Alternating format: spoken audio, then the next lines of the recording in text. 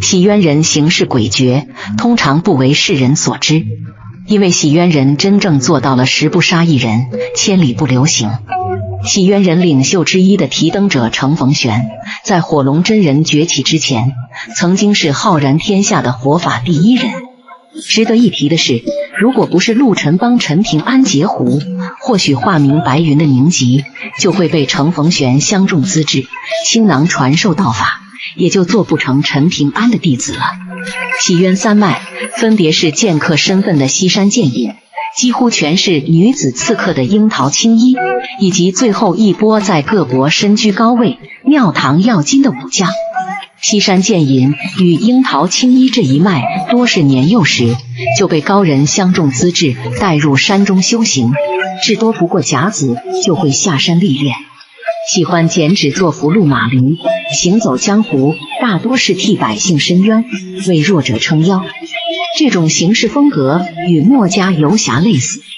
例如德不配位的帝王将相，鱼肉百姓的贪官污吏，手段暴虐却行踪不定的山泽野修，心思歹毒却手段隐蔽的普蝶修士，都在他们的刺杀之列。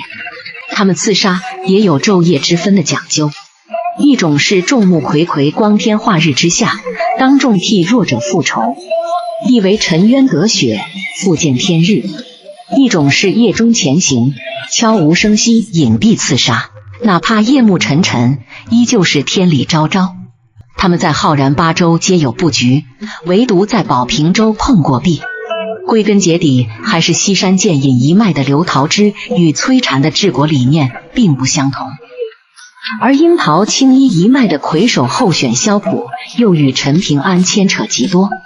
萧普曾被一头飞升境鬼物附身而不自知，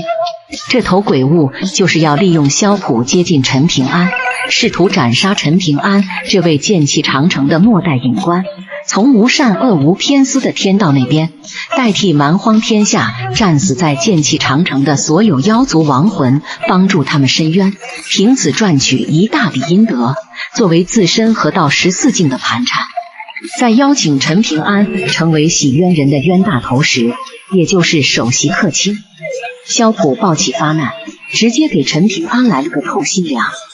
陈平安先前与马苦玄一战本就受伤不轻，再来这么一下，无疑是雪上加霜。鬼物一击不成，直接自碎留在萧普神魂深处的心神，临走前试图倒转光阴长河，以此抹掉陈平安记忆，从而销毁证据。但陈平安却宁愿受伤，也不肯被光阴长河裹挟倒退。在之后便是宁瑶排护夫宝赶至幽冥，随手斩飞升。虽被刺杀，但陈平安并未追责，其一便是萧普也算是为曾叶或薛如意挡灾了，其二也是因为洗冤人行事豪爽磊落，一城待人，言行合一。他们不求名不求利，辗转折旋红尘中，寻人而渡，扶危救困，替天行道，而这就是洗冤人。